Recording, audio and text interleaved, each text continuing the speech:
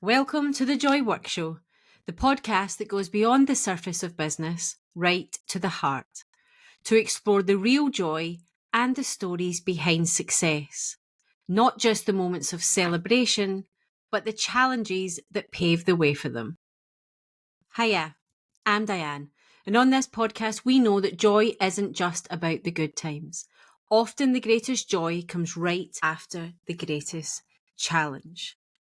Today, I'm sitting down with Amy from Mango and Wild Marketing. Amy is a marketing expert who knows a thing or two about making big, bold career moves. Amy started her professional life in childcare. Yep, a completely different world from marketing. But like so many of us, she craved more flexibility, more freedom, and a career that truly fit her life. So she did what many dream of, but few actually do. She went out there, she got real life experience, she upskilled, up-leveled, and then she's building her own business from the ground up. Now she helps other business owners navigate the wild world of online marketing, from SEO to paid ads and everything in between. In this episode, we're talking about what really drives women to start their own businesses, the highs and lows of entrepreneurship, and the strategies that actually move the needle when it comes to visibility. Plus, we get a little bit real about the impact of social media on mental health and the power of having the right support system in place. So if you're trying to build a business that works for you without getting lost in the noise, then this episode's for you. But as always, it's so much better to hear it from the guests themselves. So let's go. Hi, Amy, and welcome to the Joy Work Show. I am so delighted to have you with me today. We have recently connected actually through you listening to this podcast, which was the best message for me to get on my Instagram one day. So thank you for that. But for everybody else, let them know who you are, what you do, and how you got here. Yes, thank you. Yeah, it's good to be on here after listening to many episodes and things. So it's always nice to come and join in. And yeah, I guess who I am is Amy. I currently run a business called Mango and Wild Marketing, which brings many years of expertise in SEO, paid ads, and digital marketing to the business world. So basically, I kind of help business owners now in terms of, getting visible, making sales, and capturing their market through predominantly paid ads and SEO. But prior to that, my world was very dynamic, I must say, in terms of I never actually thought I was going to do marketing. It wasn't ever a career path that was on my list. I actually started off doing childcare. Well, I originally wanted to do something with animals, but never quite had the brains to go and be a vet, if I'm totally honest. But yeah, I then ended up doing childcare, which I absolutely loved and had a real passion for. And I got my, qualifications and stuff in childcare. But unfortunately, at the time, it wasn't, and I don't think it still is now, a very well paid industry. No. And the problem was, is me and my other half at the time were trying to get a mortgage. He's self-employed as well. It was always quite a bit of a battle, having one of us self-employed and then my wages basically non-existent. And so, yeah, I had to, I guess, kind of move into doing like an admin role very quickly to then kind of hopefully just do it on paper to be able to get that mortgage and get the tick boxes we need. Then I ended up, when I kind of started for a small business, in terms of doing admin for them, it very quickly evolved into then helping them with their marketing. And yeah, that's how I kind of fell into the world of marketing then, really. It wasn't something I ever thought I would do. It's not something I ever thought I would continue doing, and especially something I didn't think I would have my own business for it, actually. But I'm sure, like many people, COVID kind of happened, and I was helping a lot of friends who had like beauty businesses and stuff like that, just from my skills of, past life of agency and things. A lot of my friends were very much like, you need to start a business, you're helping us so much. And that's when I kind of discovered, oh, maybe I'll do it as a bit of a hobby, see if it's something to help develop my marketing skills, where then I quickly realized actually there was so many people and so many businesses out there kind of fearing, I guess, SEO and ads because they're more of the scary, complicated topics of marketing that Mhm. I, yeah, pushed myself to create the business to actually, help these people realize that it is easy and it's not as complicated or scary as it can be. And yeah, the business has gone 5 years now, I think. My goodness. Yes. It's so interesting when you hear, particularly from women, what the catalyst was to starting their own business. Um, More often than not, the conversation generally comes around children. Yes. Yeah. That's And been, I was going to if say there was, a reason yeah. decided to, when I decided to actually take the business further in terms of actually turning it from a hobby into a business, it was actually the reasons of starting a family. And I also found out, for example, that I had like endometriosis and it was very difficult for us to have children, and that caused a lot of problems. And I kind of think that's what forced me to then move into creating a business, because it was then going to allow me to have that kind of freedom and flexibility for kids as such. Well, that's it. And as I say, it's when you speak to people, it's so funny the paths that this podcast is crossing with me. And as you'll know from following my social media, I have endometriosis. I'm Yes. actually going in for surgery next Tuesday before we're recovering, while we're talking about that on this podcast. And the catalyst is so often children. For me, it was after having children, and I too struggled. This has come up in so many podcast episodes, really. It is quite astounding. But it just shows you how many people suffer and how many people struggle with it, how many women, not people, women struggle with it. But there's always this catalyst to do it, and mine was having that children. It's so interesting to hear that it actually came to you earlier in your journey, but it's still that there's still that need, there's still that something that wasn't working within, I suppose you would say, your public sector more if it was childcare rather than Yeah. corporate as such, or the care sector. But it is that thing. And I mean, saying that childcare is underfunded, I had no idea. Like, I think before you have children, you have all these preconceived ideas, or you hear about people talking about the cost of childcare, and you hear about, because it doesn't affect you, you don't really think about it. And now that I'm in it and seeing the cost of childcare and seeing how much it is underpaid and undervalued, when actually they're looking after the most precious things in our world. And I know how my daughters feel about some of their nursery teachers, and they just adore them. Yeah. And they're just not paid enough. But yet parents feel like they're paying through the teeth. Mm. And I mean, our childcare is way more than any mortgage payment a month now. And it's crippling people, and the people that in it aren't. And I've seen really good people leave the nursery my children go to because they just can't afford to stay. And then there's the flip side of that, and that when you're younger, you think being a nursery teacher, being a teacher is going to be the best option when you have a family. But actually, it's the worst, because it's the most, not the least, the most inflexible job that you can have. So you think, oh, well, they only work till 3 o'clock at school, so they'll be able to pick up their own kids. Well, they can't, because they're still working and their kids are finishing and they're finishing at that side. Plus, they've got all these other things that they do. And it just comes up in time and time again with how much that there's broken systems that mean that so many women end up in the online space, starting their own businesses, finding something because they have to make it work for themselves. But it's so interesting that yours came earlier as a decision, but for a future plan.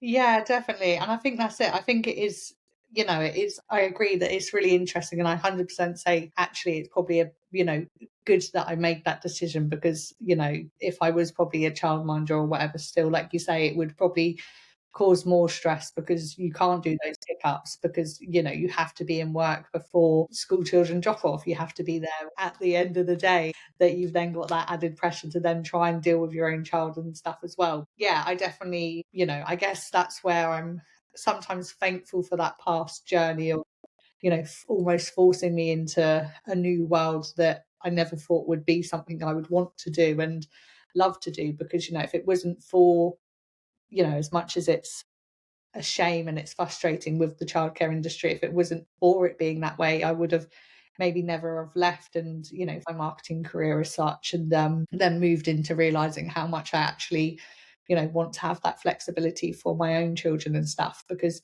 it's the same with any job, isn't it? It's the same with when I, previously to doing my business, I kind of moved into, corporates, agencies and stuff, in terms of like, developing my marketing skills and stuff before I, started my own business. And it was always the same in terms of, you would see kind of parents feeling bad for having to leave to pick their children up, or you could almost see the directors of the businesses kind of looking at you as if to be like, right, well, does that mean you're not going to be in tomorrow as well now then? And kind of putting that pressure on, which I just don't think you need. Like, I know obviously we have to have people help us, I guess, to run our businesses, if that's the way your business works. Obviously we have to work, because otherwise if we don't work, we don't get the money that we need. There's got to be, I think there's got to be a balance. And I think, like you say, I think, I'm not a parent yet. I'm currently pregnant now. So hopefully soon we'll have that. Not long though, is it? It's not long. Not at all. It's I think like 8 weeks and counting. Very fast approaching. But everyone says to you that the second they arrive, that is your whole world. And I just think, to be able to have that freedom and flexibility to give them that world and those opportunities is what I would much rather. So I kind of, hoped to, get to my business. And my business still isn't at a point that I'm 100% happy with, I guess, but it's always changing and diversifying as such. But I kind of hope that I'm at a point now that I've got consistent, being 5 years in, I've got that lucky, I'm lucky to have consistent clients, and I'm lucky to have lots of referrals and things that hopefully I can keep that kind of sustainable income while still having the flexibility and freedom to, have children and Mhm. actually enjoy them and see them. Because the same again, when I worked in childcare, so many mums were having to go back to work after about a month or 2 months, and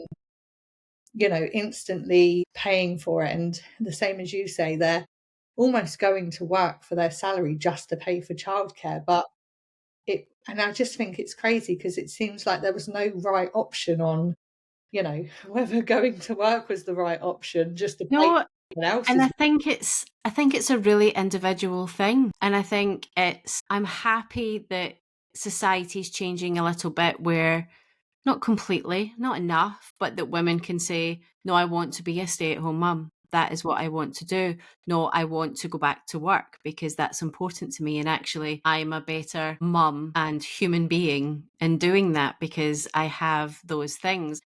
I think it's really important that we're allowed to say those things, and I think it's really important that we want to say that we want to be at home with our children. It doesn't make. I was in a really male orientated sector before I left and started my own business. And it was almost like I was embarrassed to say, I'm really looking forward to going home to my babies. I'm really looking forward to, and even when there was supportive people within there who were so happy for me, and they know how much we'd struggled to have children. So when it came, it was like really joyous news. But there's still that thing of, but you now look at me differently. You're really happy for me, but you're not going to look at me the same in the workplace. And that will be my own prejudices as well as theirs. But I just don't think there's that. We can't win. We're damned if we do and damned if we don't. But for me, and I talk about people's why a lot. And for me, my children are a huge why. They're central to my why of why I'm building a business. But there's also whys that are just about me and about my ambition and about my own fulfillment. Because my children are the reason that I want to be successful and provide a certain quality of life. But the reason I do this business, the reason I do this podcast is not, this doesn't benefit my children. This benefits me. This is my fulfillment. This is about my success. So I think it's okay to say both of those things too. But it's really difficult to sometimes show up as that. And when I was in my career, and I did go back for 6 months between both of my babies, and I just felt that nobody was winning. I didn't feel like the business was winning. I didn't feel that my career was winning. I didn't feel my children. I just felt like I was constantly letting people down. Obviously, I was pregnant at that time. So as you'll be full aware, the hormones are crazy. But and when I had the second, I was like, how does this work? How does this work? I'm just going to be on a motorway crying, constantly battling to get places and letting everybody down. And I just couldn't see it. So hence why I am here. So Yeah. what was it about marketing for you? What was it was it just the path that it took you down? Did you just find a love for it? What was it specifically about marketing that, because it Yeah. scares a lot of people, as you say? Yeah, definitely. So, like I say, I started an admin job and then just fell into the world of marketing. That the company I was working for was a small family-run business, and the sons were taking over the business. So they kind of brought in an external marketer because they wanted to give it a bit of a rebrand, a refresh, and I guess put their own stamp on the business because it'd been so established from their dads for so long that they wanted to be known for the faces of the business now, and that they brought the external person in, but they obviously wanted to then have someone in house that once their new website and all their new email marketing systems and everything else had been created, that they could have someone to kind of keep sustaining it and keep plodding away with it. I just found it really interesting, I guess. I found it really interesting, and I quite liked doing all the kind of strategy of it, in terms of why, I guess where the business was and why they were changing it and how they were changing it, and how that then affected the way that their messaging was on their website or the way that their branding was created and stuff like that. That I kind of just took it upon myself and kind of, I guess, really enjoyed starting to do it, that I then became their marketer as such, where then they kind of brought other companies and I helped them then build marketing strategies for that and stuff. And then I guess over the years of then doing it for the small business and kind of changing into other corporate areas and stuff, I kind of, I guess, realized over the time on the common areas of marketing that were always a struggle. Whenever I worked in, any kind of business, whether it was a care company or a tech company, or I worked for, like the Ministry of Defence in terms of marketing, that the most common thing was everyone would always have like a marketing budget, but there would always be a part that would, you'd have your kind of in-house teams and things, but there was always be a part that would be outsourced, and that would always be paid ads and SEO. And they always seem to be the biggest things on outsourcing, the things that cost 5,000 a month, or if not more sometimes. And it was always the pressure of, what are we actually doing for that budget? Like, what are we getting for it? I guess me always having the kind of marketing director, marketing manager roles, it was always coming to me on, do we actually need to spend this much on marketing? What are we getting out of it? Why are we spending this much on SEO when we can't see whether it's working or not? That, over so many times of conversations with then these big agencies that were charging hundreds of thousands of pounds, to say to them, what are we getting? What, not being able to just understand the data, because you'd have a phone call and they'd start going cost per click and click-through rates and chucking all these big words at you, that you would just end the phone call thinking, oh my God, okay, we're just going to have to carry on with it. And I think it just, over the years of having that pressure and stuff from, directors and things, I just got really frustrated. And I am someone that, like, I do love to learn. Like, I've probably got so many random qualifications. Like, I've got a qualification in sports massage and physio. I have horses, and I one day was like, I want to go and learn how to do physio for them. I just randomly got a qualification in doing that for them. So I think I am someone who's quite like keen to learn. We built our house. My husband will hate me because of obviously the million and one questions I've always asked him when we've built the house, because again, I just like to know. I'm never going to build a house, but I think I would know how to now as such. But yeah, it just frustrated me so much that I think I just kind of thought to myself, right, I'm going to start learning it. Like, how hard can this actually be? Like, is this really like witchcraft and science that we can't figure out? It's got to be a way. These people have learned it. There's got to be a way for us to be able to learn it, and better our marketing, or better understand it, I guess, to know that we're getting the right results and things. That, yeah, I kind of worked with then a lot of kind of one-to-one consultants, and found people to try and help teach and educate myself, and went on lots of kind of free training and courses and all sorts of different things, where then I quickly discovered that actually it was really, really easy. They just chuck big words at you to make you feel scared and, fear not having then to cancel those retainers and things, that I just realized that actually it's all just a process. It's exactly the same as marketing. You post on social media, you follow a process on creating a visual, writing a caption, scheduling that post. It's exactly the same with SEO in terms of, you kind of find what you want to be known for. You look at if your customers are then searching for that, and then you create content around it to then be able to get found for it. It's not really that scary. And I Uh-huh. think where I then, moved into kind of specializing in those areas of marketing, because they were just much more, I guess, interesting for me. And I loved the kind of like data side of it. That then, yeah, that's where it kind of pushed me to then start the business, because I then quickly realized, again, same as like I said in lockdown, some of my friends who had beauticians were doing lots on social media, but nothing on their websites. And I was like, but you're a local beautician, there's so much opportunity for you to get more presence by doing some local SEO and creating local pages on your website, or filling in your Google My Business profile, that you could probably get so many more customers, that, you could have that passion and that dream of opening your own salon sooner if you have more clientele coming through, because you've got better awareness. That I think that's where I quickly saw that there were so many other businesses out there, not utilizing it as well. And I just think with SEO especially, it's, you're putting yourself in front of your customers when they need you, whereas social media, you're just putting yourself out there. And I think Yeah.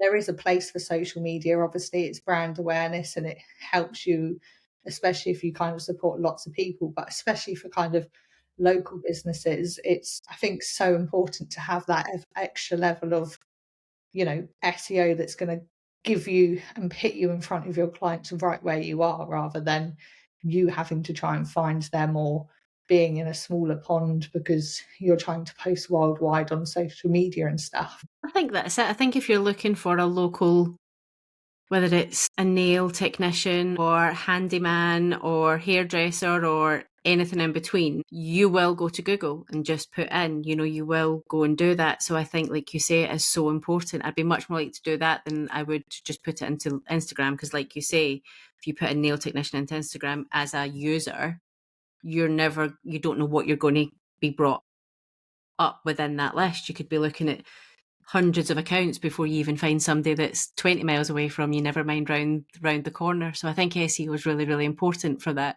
If somebody's listening to this and they really don't understand what SEO is, I think everyone knows what paid ads are. I think people are still very scared of them, which we can move on to. But if somebody's like, yeah, I keep hearing this, but I really don't have a clue what it is, how would you explain it to them? I would always say to people, it's literally about getting your website in front of your customer. So I always like to think of SEO a bit like if you was driving somewhere and you was putting something in your sat nav. Your customer is the person in the car trying to find the destination, and they're using Google, which is the sat nav, to get to the destination. And it's just about your customers finding your website over someone else's, really. So it's about, doing certain things on your website to be able to, it's a tick box exercise. It's a tick box task activity on making sure that you're doing certain things on your website to make your website more visible over someone else's, really. Why do you think people are so scared about it? I think it's just been perceived that it's too difficult, or that I think the biggest problem with SEO is people think that it is, a more of a long-term plan for marketing. We have short-term plans and long-term plans and quick wins and long wins and stuff like that. And I think SEO is more of a longer term thing, in the sense of you have to keep working at it to keep getting results from it. But I think people then, because they hear long term strategy or long term plan, I think people then think that means, oh, I've got to do loads of hours, or I've got to work ages on this. Whereas, as a matter of fact, you don't. Like, depending on where your business is or what industries as well, it's so varied, that you could do as little as 2 hours a month on your website, and you probably would get better results from that than, how long it takes you to do social media posts, for example. So I think it's just people fear it because it just seems like a longer piece of work to do. For example, SEO is most commonly known for doing like blog posts and blog writing. And I think people then go, oh my God, I've got to write 1,000 words, or, that's going to take me hours to do that. Whereas if you think of how many posts you've posted on social media within a month and how many words you've actually probably created in that, it's probably not that much different to what you've done in a blog post. And I think people just over analyze them as big tasks that, they've got to be chained at their desks for hours to do it. Whereas really it's about just breaking things down into simple 10-minute tasks and knowing you're just moving those needles forward. There's so many things that can be done. Like, for example, often when we build websites, you have different heading tags and things. And one of them is called a H1 tag. And that basically is the tag that tells Google what your landing page is about. Often people don't have that just ticked on their website. That literally takes 30 seconds to just make that one tick, like change that one tick box on your website, and it's done, and Google can start recognizing your website for better things on what you want to be found for. But I think people just think that these tasks are just so much longer than they are, because they perceive it as a long-term strategy that is going to take a long time in terms of the things they have to do to implement it. Mm-hmm. I think it's that difficult thing. I think we've been having this conversation a lot recently about how quickly people want to see results from any strategies within their business. And social media comes up a lot. And I think because we consume quickly, people think that they should be able to put out a couple of posts and get the results that they want. But it's all about consistency. It's all about, even on social media, I'm sure it's the same with SEO, paid ads, any type of marketing that you want to do, it is going to take time. If you're lucky enough for something to go viral, that's all very well and good, and it might bring a flock of people to you. But you've got no idea if those people that are coming to you are actually your ideal or dream clients.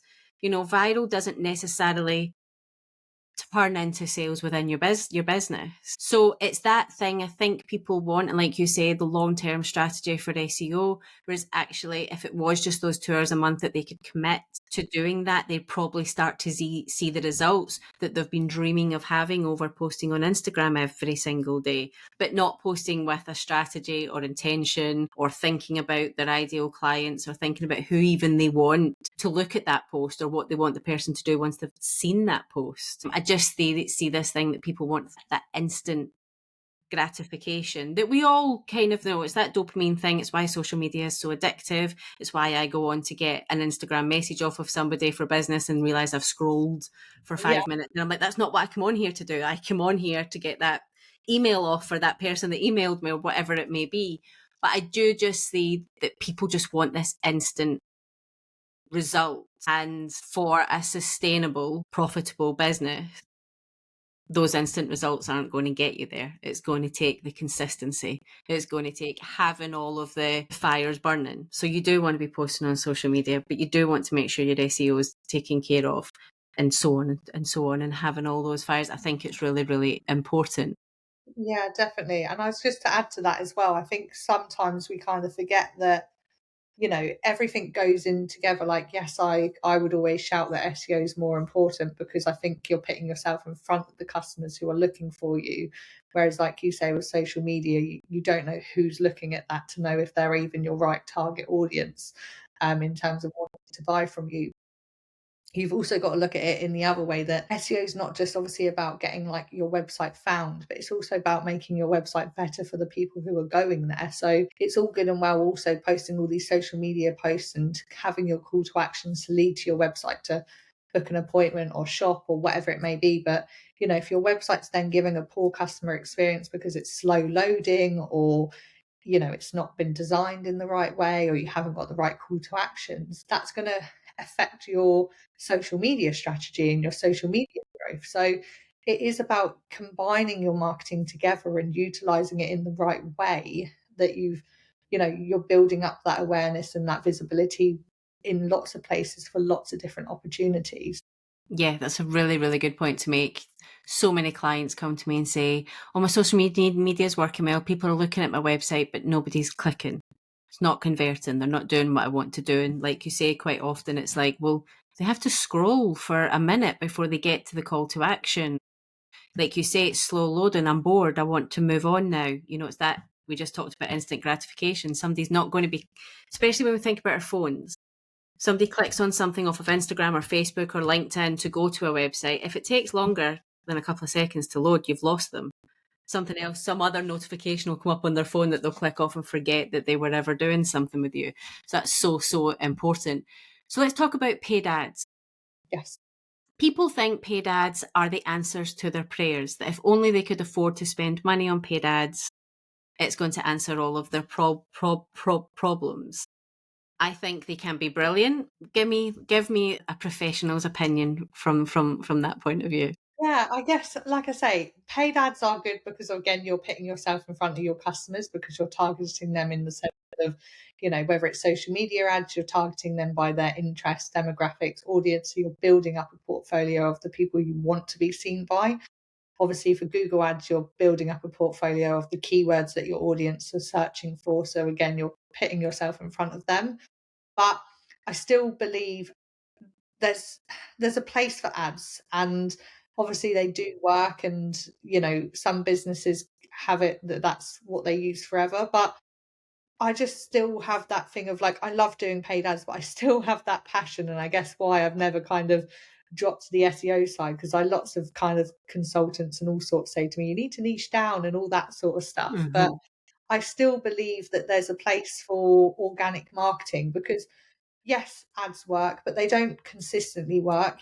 Every business has peaks and troughs. We have evolutions and changes within the environment in terms of, Christmas. Everyone knows that then January is dead because no one's spending money. You can't change those, like, environmental factors, I guess. They're external things that we can't control. And that's where your ad results will have I guess, be hit in terms of having an effect on your business. And they're the times that it can be sometimes challenging, I guess, on, if you're not making those sales still that month, what happens to your business? Can you then afford to keep running ads? Because obviously you Mm-hmm. haven't had the same financial income from the month before.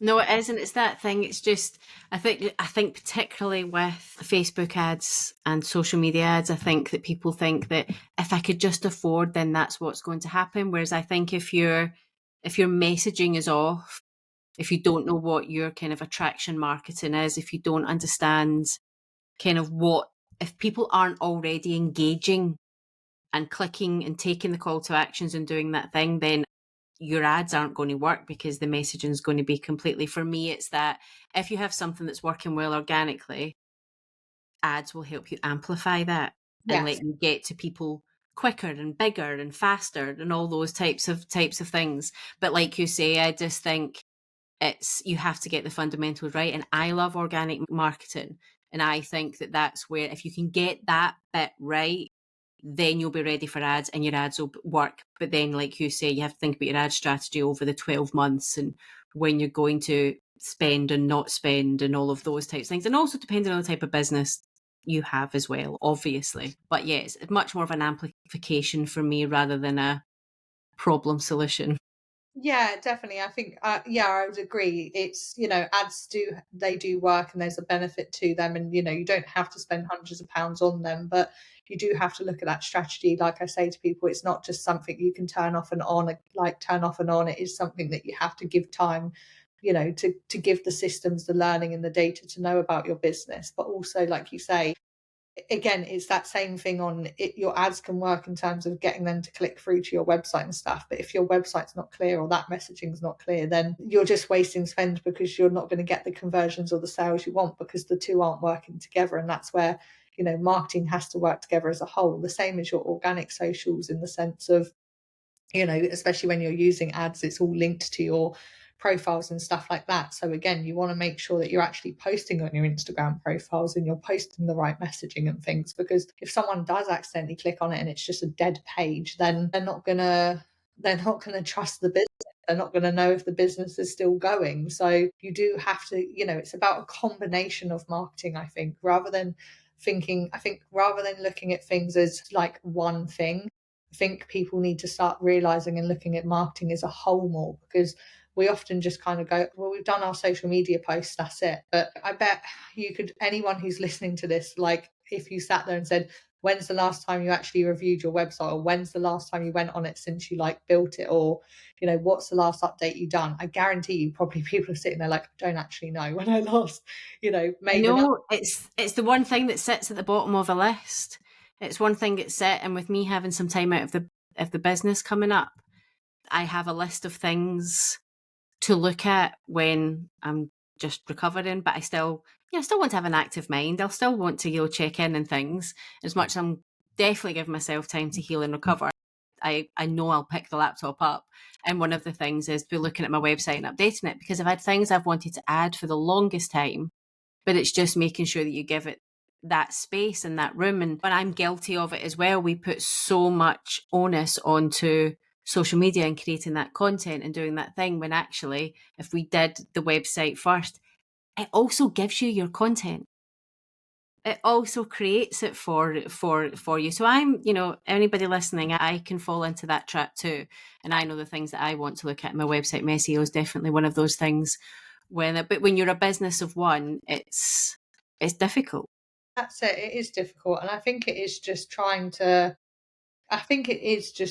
set that accountability for yourself. Like you say, we get into the habit, I think, because it's easy to just put a post together, we get into the habit of doing that. And that becomes the favorite thing to do. And that becomes the thing that we always have as a routine. Whereas, then the other things get left. And I think it is just trying to, adapt and change those habits. Like I say, looking at your website doesn't mean that you have to spend 3 hours a month on it, even if it was just an hour or half an hour, just going in once a month to say, is that button still working? Or, I had it, and I'm guilty too. I had it, I set myself up some ads for my SEO course, and I checked my buttons and it was all working. And then a week or two later, I had to change something. And I thought, I'll just go in and check. And for somehow unknown reason, the form stopped working. And I just wasted like over £200 on ads in that time frame, because people were going there, but no one could click the They could click anything. And the thing is, the majority of people aren't going to come to you and say, oh, by the way, that wasn't working. They'll just be like, oh, well. Yeah, I probably had over 200 clicks, and I think I had 2 people message me on Instagram, but I'd already known the problem was there by this point. By that point. Like the pointless messages. It's those things, isn't it? It's like I always tell my clients, what's the 1% difference you can make tomorrow towards your goals, towards that. I talk about big, bold goals. So that big, bold goal that you have, what is the 1% that you can do tomorrow? And it's very rare that somebody will say, websites always feel like this big job. They always say, oh, I need to do my website, but I need to set a couple of days for that. Where actually, if you just set aside, and you're making me think, and I'm going to have to do this as well, so it's definitely going to change my strategy moving forward. If you just set aside half an hour a week, that half an hour a week could be spent checking all the links. I mean, maybe there's no changes that need to be made, but maybe you do look at your Google and analytics, you check your SEO, you check that all the links are working and everything that you've got, all your forms, all your bits and pieces, all your sales, because you've got your website. If you're an online business, you've generally got your website, and then you've got sales pages that are connected to your website, but nobody would see them on your website. They're sitting obviously on their own, and only do that if you give people the link to do that. So when was the last time you checked them? When was the last time you checked where you've put those links, and are they all still live? So I think if you just gave it half an hour, so that's your 2 hours a month, roughly, on a 4-week month. And it feels manageable and tangible, and you could give yourself different tasks at different times. And if you did want to create, like, I don't have a podcast page on my website right now. That's a really bad admission, but that is true. That will change in the coming weeks. But that could be a half an hour job, or it could be 2 half-an-hour jobs, or I could decide, you know what, this week it's going to take an hour. So I'm going to give myself an hour this week because I want to get that page done. But all the content's there. All I need to do is create the blinking page, and it doesn't actually take that long when you sit down and focus and do it. So yeah, if anyone's going to take anything away from this episode, that's probably that. You've made me realise that it can be small, tangible things, and not just, oh, I need to rebuild my whole website. Exactly. I think that's it. And, I'm exactly the same. There's so many pages that I need to create and so many things I still haven't got on my website. And, a website isn't a never ending task. It's the same as social media. You never say to yourself, in 2 months' time, I'm going to stop posting and that's going to be it for social media. It's an ongoing thing. And it's exactly the same for your website. It's just setting that time aside and saying, okay, what do I want to work on this week on my website? If it is that you want to create a blog post, break it down. Do see how many words you can write in 10 minutes and then come back to it in, the next week and write half hour towards it or whatever. But it's just about, again, moving those needles forward and keeping consistent at it to keep knowing that you're making changes and you're getting it in the right direction. And again, helping all your marketing because, I always think your website is the hub of your marketing. It's the place that you send people to. Whatever you do, you say, go to my website, or on your social media posts, your call to actions are always to your website, but we never look at it. We never then look at the thing that we're trying to get people to convert. We're doing all this stuff in terms of brand awareness and trying to grow our businesses, but then we're never actually working on the thing that's going to help us get the conversions and sales. Again, it doesn't mean you have to, I think, like you say, we just look at our website of, oh, I need to do everything. But actually, it's the same, you just need to do one task at a time. And if that is just going on once a week and spending 10 minutes just clicking around and checking links work and nothing's broken, that's 10 minutes of doing something better for your website than nothing. If somebody's listening to this and they don't have a website, which lots of online business owners don't, they use their social media as their page, which there's a whole barrage of problems with that. But if somebody's sitting thinking, okay, I don't have, or I just have a page that's a holding page right now, to make that, so if they have half an hour this week, what are the important elements of a website that you would say, if you're going to start anywhere, have these, start with that, and then build out? Because I think what some people do is make it too big and think they need all of these pages. They see somebody with a big, all singing, all dancing website, they go, I want that. So that's why they make, but they don't realize that 10 years ago, that person just had a page with how to contact them, what they do, and that was it. So what's like the best foundations to have to then each week do half an hour and build and build and build? Yeah, definitely. I'd say, like you say, if you've got just like a page, I think it's just making sure that maybe you're reviewing that content in terms of, does it clearly portray who you are and what you do instantly from the top section, and have a clear call to action in terms of, sending people to a form or inquiring with you. And then in there, just maybe adding a bit more description about then your individual services if you offer lots of different things, because that's then going to give them a page of saying, who you are, what you do, and a bit more detail about the offers that you have and how they're going to help them in that sense. And then I think from that, it would just be building out, more from that in terms of if you wanted to give more people information, or if you're finding that from your inquiries and things, people want more information about your consultancy calls, again, it would be then working on some new pages to create that information for people. And again, just setting that time aside to write that content, and then, the next month uploading the content. It doesn't all have to be done in one situation as such. Okay, before we move on to the joy questions, what's the biggest mistake or your biggest kind of bugbear when somebody comes to you and like, or you look at small businesses' websites? What's the one thing like, please, will you stop doing this? So if it was to the biggest probably mistake I would always see, and again, they're probably more SEO related, but the common mistakes I kind of see, which are such quick wins, are your kind of SEO titles and meta description. If anyone's not sure, an SEO title or meta description is basically the thing you click when you see it on Google. So that's the thing that makes you click onto that person's website. And often they're just not filled in. And it's just such a missing opportunity. And even for, when you're sharing it on your social medias, like if you're sharing your website link onto LinkedIn, for example, they get auto generated. But again, it's such a missing trick on, again, that messaging not being clear on what it is that page is going to give them, and making it click worthy and relevant to your audience. So I always that's kind of my first thing of looking at and saying, before we even do any work together, please go and update these. Can we just fix this? Just fix this because we need that today. Yeah, because it's just, again, it's that one thing that it's the thing that's going to give make your customers decide if they want to click or not. Mm-hmm. And it's just always the thing that we never put in as such. So is that as well like the little thumbnail picture as well? So that would be like the image that goes along with the title and because there's been times I've not changed that and I've said one thing and then the picture said a very different thing. Yeah, exactly that. Yeah. So I make all those mistakes too. Okay, well, as you know, I ask everybody before the podcast 3 questions to think about, all around to do with joy. And the first one is your joy spotlight. So it's a favourite thing that has shaped your life, business, or work. My favourite thing in terms of shaping my life, I think it would probably be, I don't know, I would say probably education in terms of always, I guess, being thankful for my brain always wanting to be educated. And I guess without that, I wouldn't be where I am now in terms of, having the joy of the work and the life that I've created from that education that I've done over the years. And I guess, like I say, dipping into doing childcare, dipping into doing equine sports physio and all those sorts of things. It's given me the joy to be able to do something now that I'm really passionate about. Yeah, and I think it comes up a lot, people who like to learn.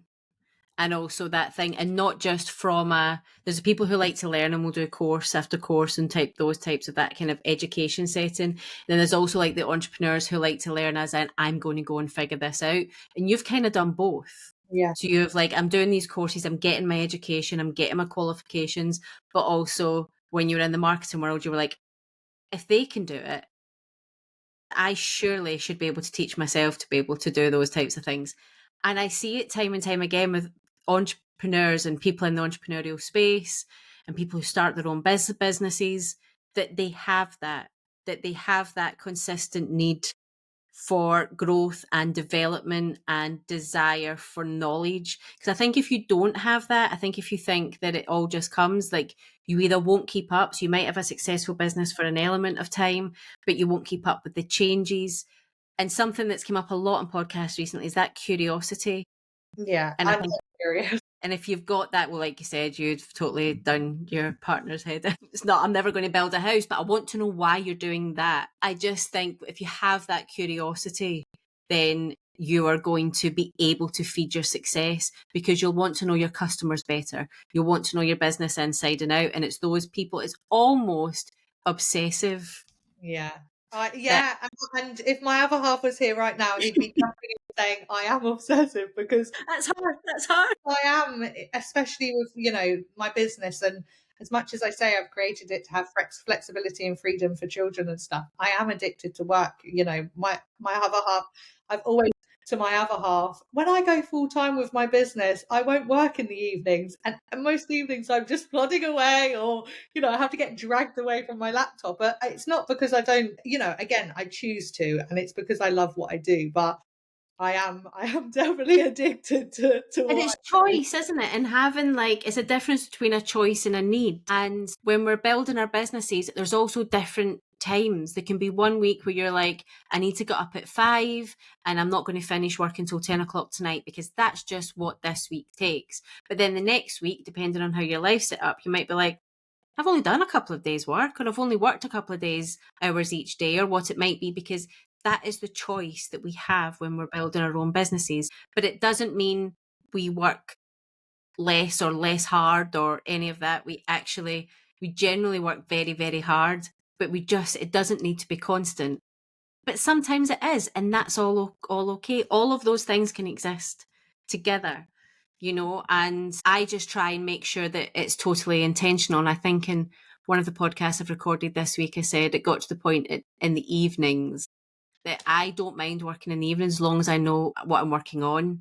Because I'd got to the point early on in launching the business where I thought, because I have 3 days that I have childcare, so there's 2 days of the working week, the traditional working week, where I don't have childcare, so the kids are at home with me, so I generally don't work. But I was getting into the habit of just I need to work at nighttime because I'm only part-time. And I was like, no, hang on a minute.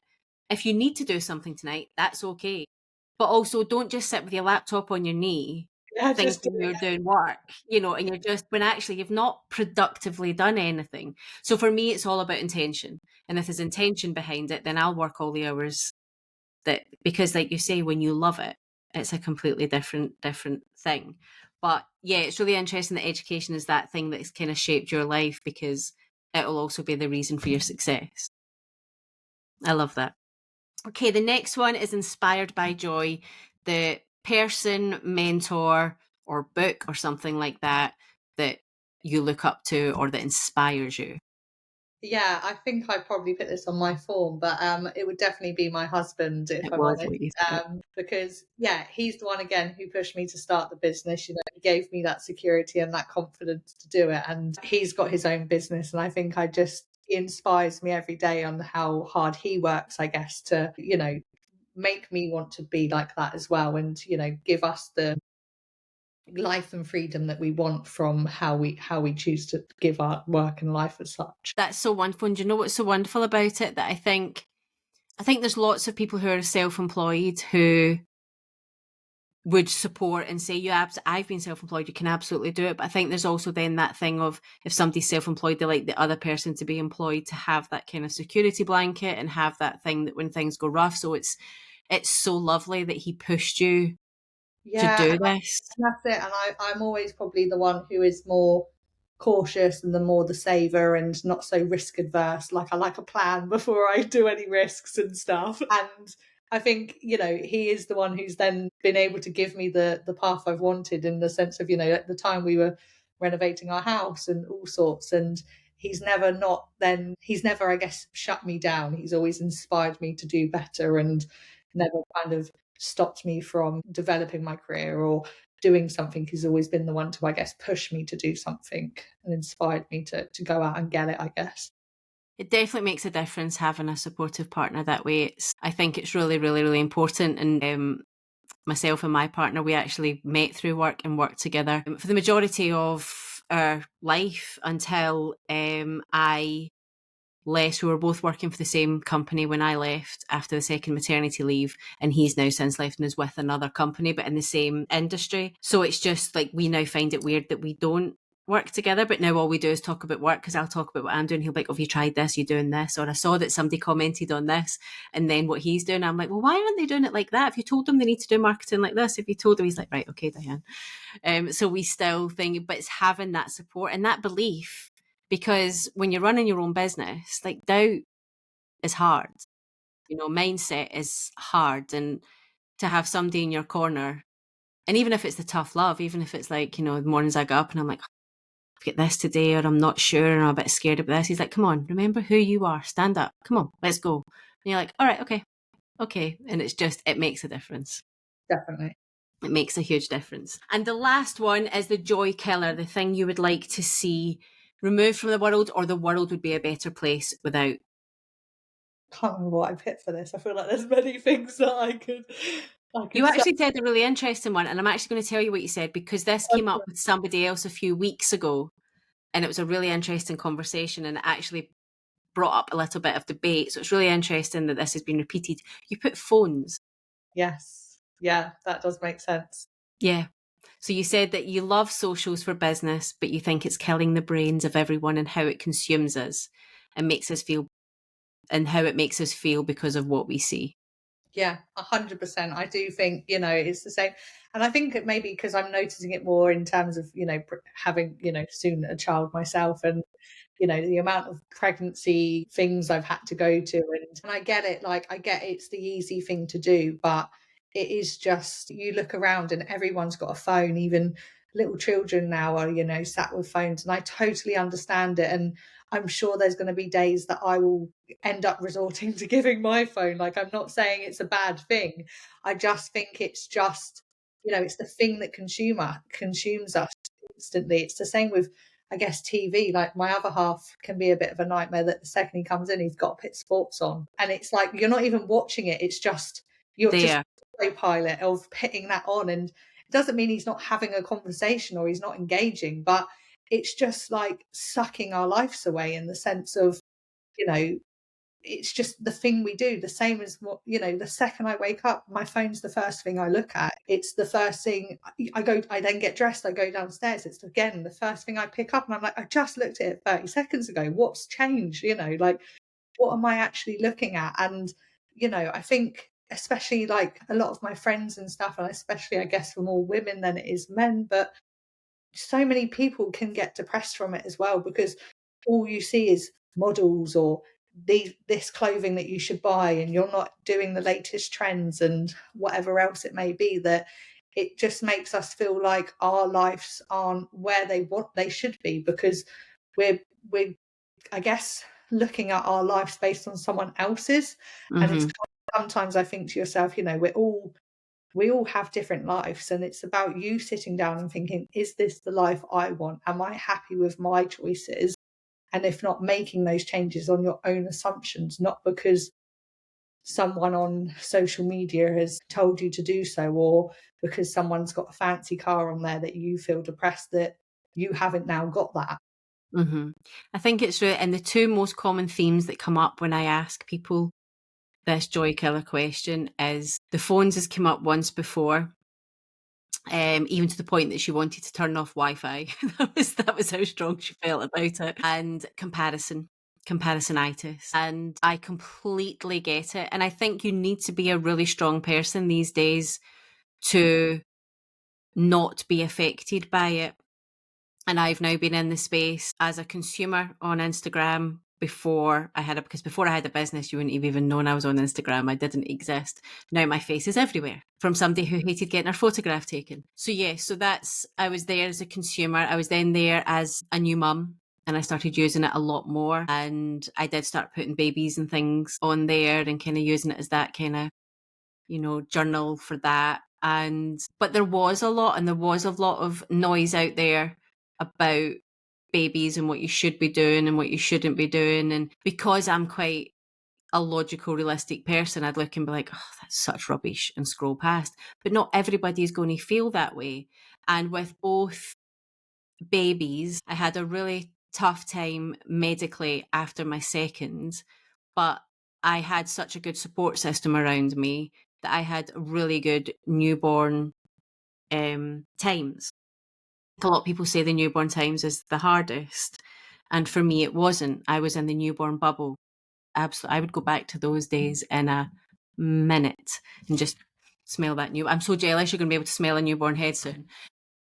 And yeah, but I can see, and there was certain things with my first that I'm like, would I have chosen to do that had I not seen it on social media? Would I have chosen to buy that change bag if I hadn't seen it on there? Would I have chosen to do other things? But because I had such a great support system around me, which included my mum, who pretty much moves in when you have a baby, which is the best thing that could ever happen. I think she should start a business that she does it. But if I didn't have that, I think it would have been very, very different. And I think if you were in a tricky mental health place after having a baby and you were alone, it would be very hard. It would Yeah. be incredibly hard. And I think phones have got a lot to answer for from that. In fact, we were having the conversation in our house last night because have you watched Adolescence on Netflix? No, it's on my list to watch next. Okay, it's a hard watch. And we were discussing it last night because so my children can play I have CBeebies on my phone, and they can play on my phone at certain times. And it's generally when they're in a supermarket trolley or we're in a restaurant when they're steaming the place down. It's the only thing we can get them to do. And they can watch Disney app. That's it. My children are 4 and 2, by the way. It's not like, 4 and 2.5. And they both have tablets because we bought them when we went on a road trip to France so that they could watch in the back of the car. And again, there'll be some days that they'll say, can I play this game? Can I watch this? And they're allowed to do that. But it's certain times and then it's taken away and it's done it. It's a children's tablet and it's all locked down. Lots of people would have an opinion about that and whether they want to do that for their kids or not. But that's what we choose to do because there's just times that you need them to do that, in my eyes. But so funnily enough, in the supermarket on Friday, somebody did say to me, oh, what did we do before we had those things? And I was like, not shop with your 2 kids is what you used to do. I never used to have to do the big shop is what used to happen. But yeah, that was a joke between me and it was an older man and woman together. But it is a really difficult conversation to have. And we just said last night that we pray that all the changes you're now hearing, like Australia banning smartphones for anybody under 16, smartphones and phones in general having to go in a secure place when people go into school or when they go into their lessons. And I think it's really important, but the world is a different place now. So I do have a fear that my children are going to have a need and a way to get in contact with me. But there's lots of different ways they can do that now. There's phones that they can only phone and text and do nothing else. And I know that's something I will be hard and fast on with my kids when it comes to that age. They're not going to have a smartphone at 6. They're not going to, but it doesn't mean that they're not going to have access to online spaces. Like I say, they have a tablet, but they cannot get on the internet. They can't do anything. I won't even let them watch YouTube without me being there because of where they could go on YouTube, even when you can lock that down. So it's just something as a parent that is terrifying in that, and not knowing what your children can see and look at. So I definitely think it's something as a society that we're learning about and that I can see changing a lot again. Yeah, and that's it. I think it is just that thing, isn't it? That, when I grew up, we had phones, but we had, the most game we could play was snakes on, a tiny little brick phone, and that was just about it. And I think it's just become so much of our life now, and I think it is just for me, it's just about having that balance. And I just see, I guess, how it affects, like you say, I've never been a huge social media person or anything like that, so I think I'm quite strong-minded as well, that I can, like, I guess I'm happy with myself and I'm comfortable in my skin, that I can shut my phone down and not feel, don't get me wrong, there are things that I do, like there are people who sometimes in the business world that I get down about, but I have to sit and remind myself, they've been doing it for 10 years, I've been doing it for 5. You have to just, and I'm very good at recognizing, I guess, where I don't then let it suck me in. But I just think there's so many people out there that it just affects in such a negative way. And I just think that's where there needs to be some kind of better management with it, on making it not be such a big part of our lives, I guess, or being able to control it in some way that it's not controlling us. That's it. It's the awareness, isn't it, of what you're doing. Like I said earlier on this podcast episode, I'll go onto Instagram to get off. Maybe somebody's personally messaged me or sent me something. So I go on to get that before I realise that I've scrolled for 5 minutes and not gone and done the thing, because I've almost forgot, and I hate the mindless scroll. And I hate but I do it. Completely admit that I do, and it just comes back to that awareness intention for me, that and again, it's a constant moving feast. You're never going to be like, yeah, I've sorted it. I'm going to go onto Instagram for Facebook or LinkedIn or whatever it is for this reason. Well, you don't, we're human beings, and I think it's got such strength and it's got such importance for business and community and, activism and all of those things. But there has to be a monitor to it. And it'll be a whole nother podcast episode to talk about the issues with social media platforms and the people that own them. But until they do something about it, or governments step in to do something about it, I think it's just about controlling it in your own home, whether it's with yourself and your partner, or when kids become involved in it, and those types of things. I think it's just having those conversations, which I think is really, really important. But as a parent, it is daunting to Yeah, think. I know. It's my biggest fear of becoming a parent, if I'm Yeah. totally honest. Well, it's even that I think I spoke to my mum last week and I was like, oh, this, and she'd started to watch adolescence as well. And there was lots of topics in it that she completely wasn't aware of at all, because she was like, why would I even entertain a headline that said that in a newspaper, for example? And I said, I don't know what I'm doing. She went, yeah, I'm glad I'm not a parent now. And I was like, all right, thanks very much. That doesn't help me at all, does it? She went, well, when you were younger, I didn't need to bother with any of this. Yeah. I didn't need to bother. The worst things for you was like, did you come in at time, and were you hanging out at a park instead of saying where you were doing when you were older and things like that? She went, but you always come in time and stuff anyway, so what difference did it make? Yeah. Like, all right, okay. But it's just, I do think we could all learn. Technology is brilliant, but getting outside is better. Yeah, definitely. Thank you so much. Before you go, tell everybody where we can find you, how we can work with you. Tell us how they can get in contact. Yeah, definitely. Best place for me is on Instagram, so I'm sure you'll put links in the show notes and things like that. Absolutely. Yeah, Instagram, or obviously my website will tell you more about ways to work for me. But otherwise, you can always drop me a message on Instagram. We have lots of ways to support, in terms of kind of done for you support or done with you support, helping you to hopefully, be able to do ads and SEO and not have it feel so scary. And we also do have a few, or we're launching a few courses. At the moment, we've got a course, the SEO Explorer, which is about helping you to learn and implement your own SEO. But over time, we're going to be building more courses and stuff to hopefully, again, make SEO and paid ads more accessible, because, you know, that's our goal in terms of not charging thousands and thousands a month for these complicated tasks, but are very, very valuable driven. Amazing. Thank you so much. Before I let anybody go, they have to answer one final question, and that is, what is your joy legacy? What would you like to leave behind in the world? Oh, where's my? Oh, I don't know. What would I leave behind? Like, Completely blank on that one. you can't think past the baby. No, yeah, no, probably that. It's probably baby brain done at the end of the podcast episode. I think I would just leave behind happiness if I was to leave anything.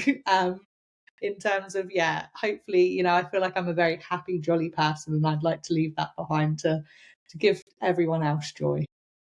I love that.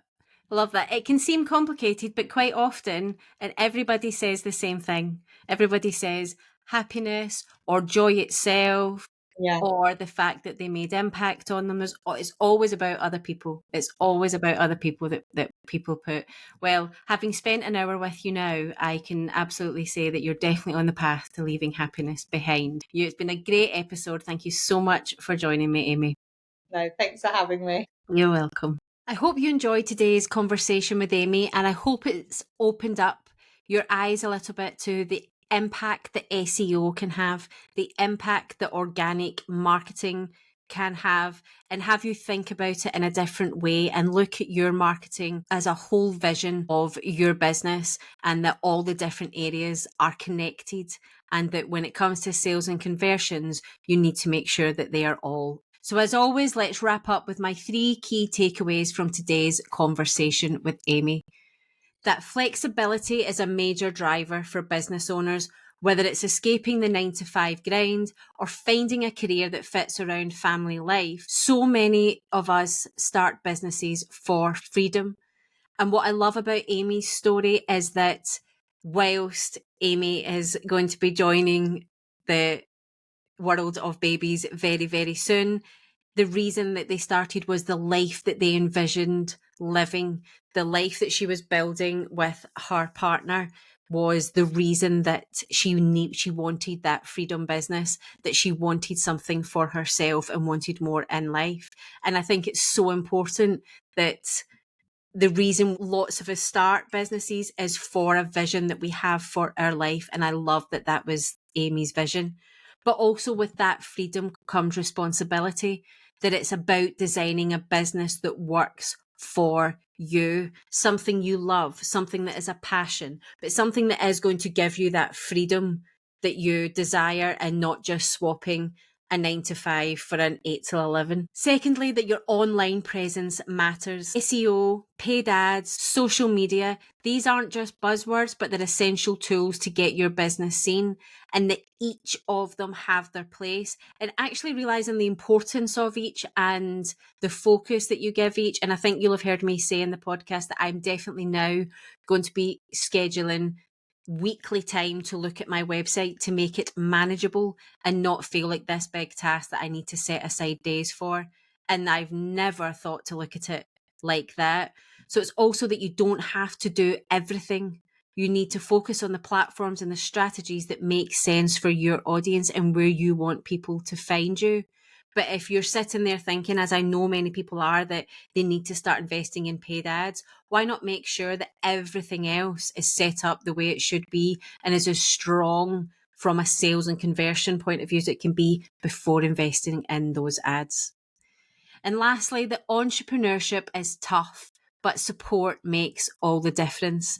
Whether it's a coach, a community, or just a business bestie, a partner in life who gets it, having people in your corner is crucial.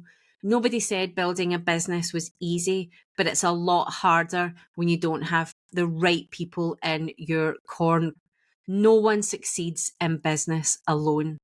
And that is something that I have learned in a lot of hard ways over the last 19 months. If this episode resonated with you at all, I would love to hear your thoughts. Come find me on Instagram, LinkedIn, Facebook, and let's keep the conversation going. And if you are looking for that community for business, if you're looking for more strategy, for more support, for more accountability, look for the link in the show notes for the Joy Work Members Club. The waitlist is open for the next time that the doors are open. So get your name on there and you'll get all the details first. And the free community is always there too if you want something right now. As always, I would love you to like, subscribe and share the podcast. It helps more people find us, helps bring you more guests and helps us keep spreading the joy. Until next time, keep showing up, keep building and keep making your business work for you and always for the joy.